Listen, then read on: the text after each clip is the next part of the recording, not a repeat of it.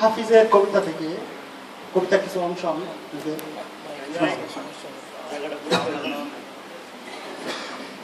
ওগো প্রিয়তম রাসূল আমার, আপনার উম্মতটা কি পৃথিবীব্যাপী এভাবেই সীমাহীন জিল্লতি অপমান ও লাঞ্ছনার শিকার হতে থাকবে? দেখুন দেখুন না কি দুর্দশা তাদের। অভিশপ্ত ইহুদিরা আপনার উম্মতের শিশুদের কচি বুকগুলো ঝাঁঝরা করে উল্লাসে মেতে ওঠে। নাসারারা তাদের গলা ধাক্কা দিয়ে বের করে দিয়ে সেখানে আস্তানা করে দখল করে নেয় তাদের ভিটে মাটি, ক্ষেত খামার, সাজানো সংসার। আপনার উম্মতটা যখন উদ্বাস্তু, তখন কাবুলে হাসপাতালে ওরা ছুরি মারে দূর পাল্লার ক্ষেপণাস্ত্র। বাগদাদ কান্দাহারের মসজিদ মাটির সাথে ঘুরিয়ে দিয়ে পেটে পড়ে উল্লাসে অট্টহাসিতে।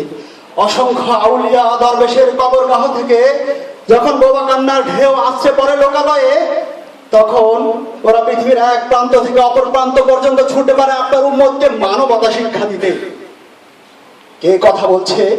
অদৃশ্য থেকে ভেসে এলো জলদ গম্ভীর কণ্ঠস্বর।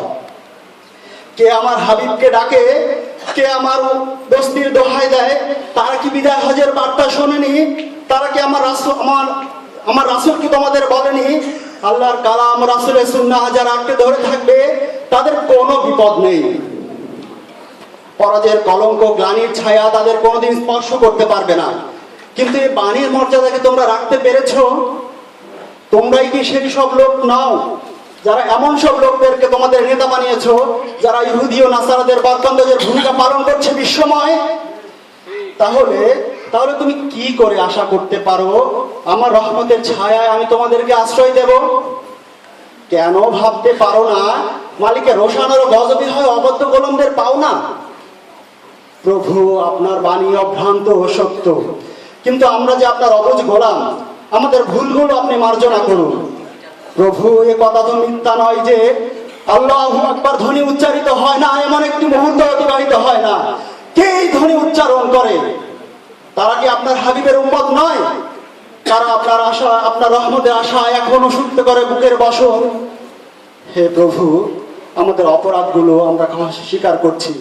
আমরা মুনাফিক চরিত্রের লোকদেরকে নেতা বানিয়ে যে অন্যায় পাপ করেছি, তার জন্য আপনার শাহী দরবারে মাগফিরাত কামনা করি। হে প্রভু, আমাদের পাপের চাইতে আপনার রহমতের বিশালতা অধিক নয়। আমরা আমাদের অপকর্মের জন্য আপনার দরবারে তাওবা করছি।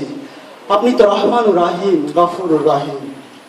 হে প্রভু, আপনি আপনার হাবিবের গুনাহগার উম্মতের উপর একটু রহম করুন, দয়া করুন আমাদের উপর। আসসালামু আলাইকুম।